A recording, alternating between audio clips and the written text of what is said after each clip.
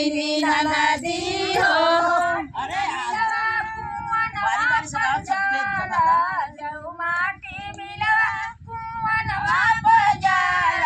ऐसा जगह देखिए यह राजा वाला सुना बहिनी ननदी हो। नगरी का पोर पोर जिम्मा जवाला सुना बहिनी ननदी